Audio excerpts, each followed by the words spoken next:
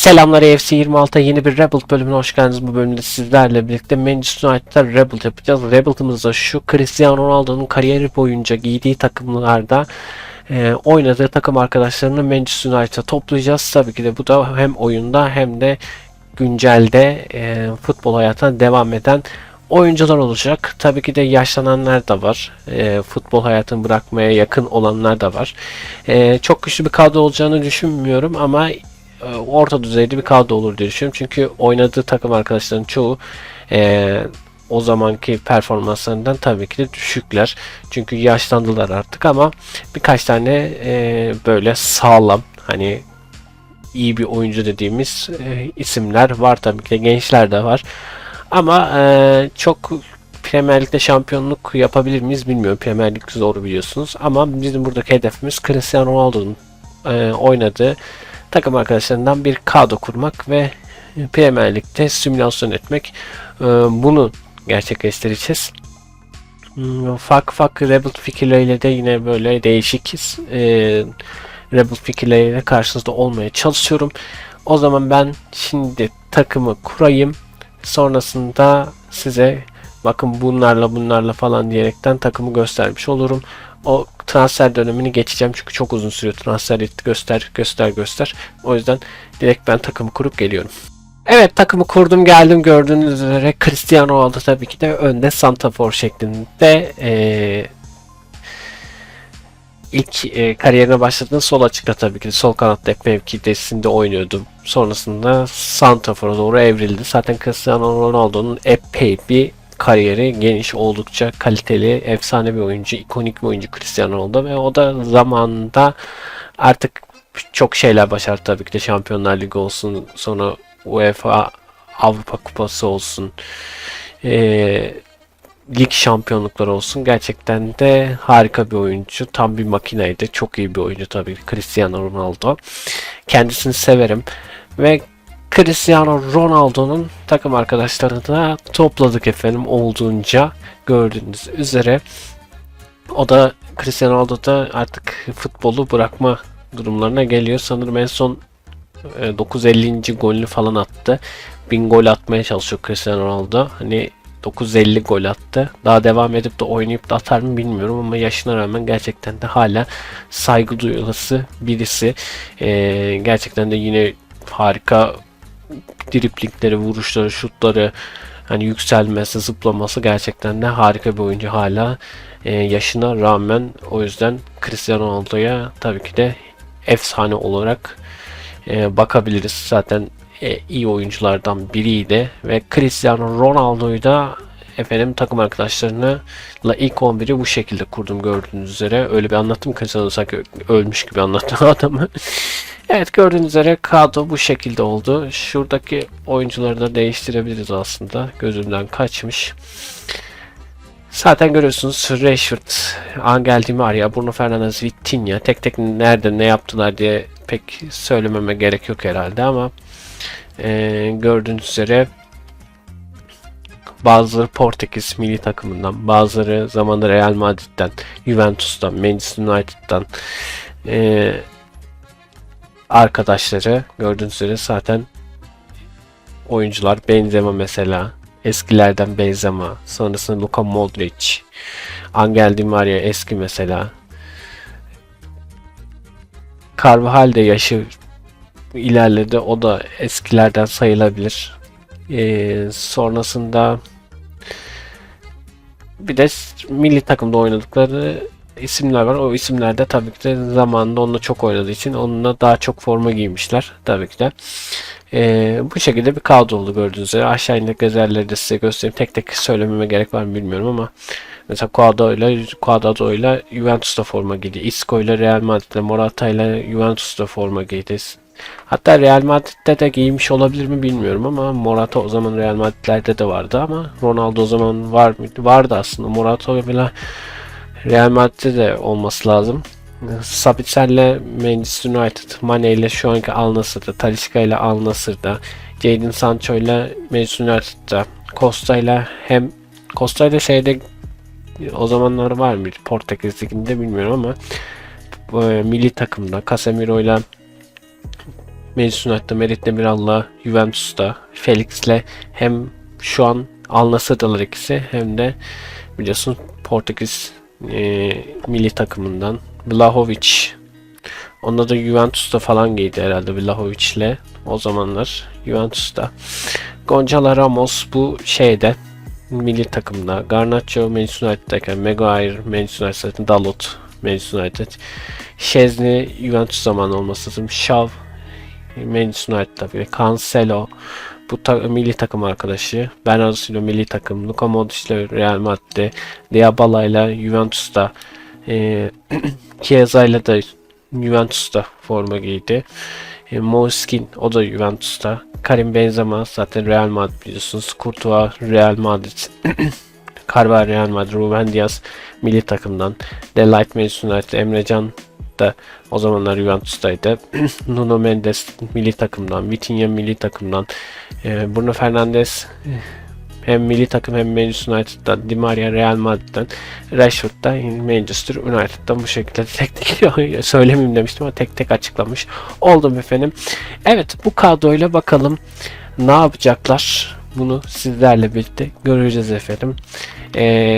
Şöyle hatta puan durumuna gelip de şeyi de göstermiş olalım. Güncel 2025-2026 sezonu Premier Lig'de görmüş olduk efendim. Gördüğünüz üzere. Şimdi bu kadroyla tabii ki de ne yapacağız? Geleceğiz hocam. Kadroyla. Ocak 1'e geçeceğiz ve ara transfer dönemine geleceğiz. Bakalım ne yapmışlar bu kadro. Ben de merak ediyorum açık konuşmak. Bu kadro ne yapmış? Sonrasında bu kadro ile sezon sonuna gideceğiz. İlk yarıda performansı ve son sezondaki performansını göreceğiz. O zaman sizlerle ne yapıyoruz? Ocak 1'e doğru geçiyoruz efendim. Evet, geldik Ocak 1'e ara transfer dönemine. Bakalım ne olmuş, ne bitmiş görelim efendim. 6. sırada tamamlamışız. 1. sırada Manchester City varmış. Epey 10 puan fark var şu an. Arsenal'daki Newcastle United 3. Liverpool 4. ve 5. Chelsea'ymiş. 6. sırada bizi görüyoruz gördüğünüz üzere. Leeds United'da maçımız varmış, bir sonraki maçımız. 19 haftanın sonunda 10 galibiyet, 4 beraberlik, 5 mağlubiyet almış. 33 attığımız golde kalesi 25 gol görüp 8'e var. İşte 34 puanla 6. sırada kendimizi görüyoruz efendim. Diğerlerine bakalım. Ömür ETSF Cup'ta Oldham Athletic'le karşılaşacakmışız ve Karabağ Kupası'nda yokuz efendim. Zaten Avrupa'da da yokuz. İki kupaya da baktı. Birinde mücadeleye devam ediyoruz. Diğerinde mücadelemiz kalmamış artık. Takım yönetimine gelip sadece takımda ne olmuş ne bitmiş diye şöyle göz atmak istiyorum. Dediğim gibi bazı oyuncular artık hani yaşlandıkları için de tabii ki Di Maria falan olsun. Hem eski gücünde formunda değiller. 37 yaşındaymış bakın Di Maria mesela. Haliyle Di Maria çok etkili olamıyor. Mesela Di Maria'nın artık oraya bir Chiesa'yı çekme zamanı geldi efendim. Şöyle ikinci yarısında da Chiesa sağ açık forma giysin. Bazı oyuncular rezervlerden girip forma şansı bulmuşlar. Şöyle gelelim kadro merkezinden istatistiklere bakalım teker teker. Gonçalo Ramos hiç oynatmamışlar. Vlahovic girmemiş. Moleskine bir kere girmiş. Onlar da bir kere kupada 5 kere de şeyde girmiş. Katkısı yok. Morata'yı da hiç oynatmamışlar. Karim Benzema'yı Karabağ Kupası'nda bir gol atmış. Premier Lig'de 3 maçta bir asisti var. Cristiano Ronaldo 19 Premier Lig maçında 12 gol, 2 asist katkısı var. Karabağ Kupası'nda 2 maçta bir gol atmış. Di Maria Premier Lig'de 19 maçta 4 gol katkısı var. Şöyle yukarı çıkalım. Garnacho'yu da Premier Lig'de oynatmışlar. 6 maçta 4 gol, 2 asisti var. Karabağ Kupası'nda 1 golü var sadece bir maçta. Felix oynamamış. Talisca'da forma şansı bulmuş. 5 maçta Premier Lig'de 2 gol kaydetmiş.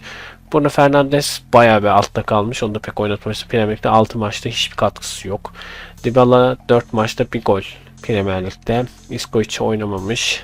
Sonrasında Vitinha 19 maçta 9 asisti var Premier Lig'de. Bernardo Silva 8 maçta 1 golü var Premier Lig'de.